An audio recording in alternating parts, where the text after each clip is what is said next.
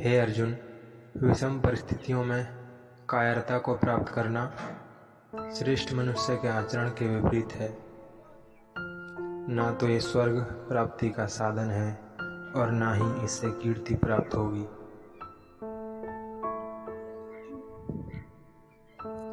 तुम ज्ञानियों की तरह बात करते हो, लेकिन जिनके लिए शोक नहीं करना चाहिए उनके लिए शोक करते हो। मृत या जीवित ज्ञानी किसी के लिए शोक नहीं करते। केवल कर्म करना ही मनुष्य के बस में है, कर्म फल नहीं।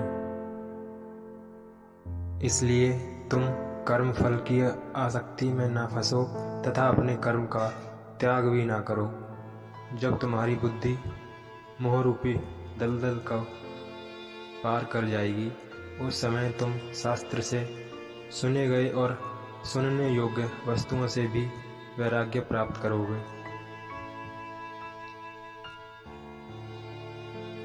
जो भी मनुष्य अपने जीवन आध्यात्मिक ज्ञान के चरणों के लिए दृढ़ संकल्पों में स्थिर है, वह सामान्य रूप से संकटों के आक्रमण को सहन कर सकते हैं और निश्चित रूप से खुशियां और मुक्ति पाने के पात्र हैं।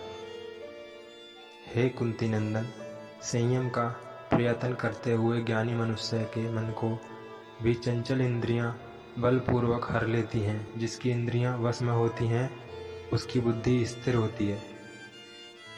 विषयों का चिंतन करने से विषयों की आसक्ति होती है, आसक्ति से इच्छा उत्पन्न होती है और इच्छा से क्रोध होता है, क्रोध से सम्मोहन और अविवेक उत्पन्न होता है, सम्मोहन से मन भ्रष्ट हो जाता है, मन नष्ट होने पर बुद्धि का नाश होता है और बुद्धि का नाश होने से मनुष्य का पतन होता है। हर काम का फल मिलता है।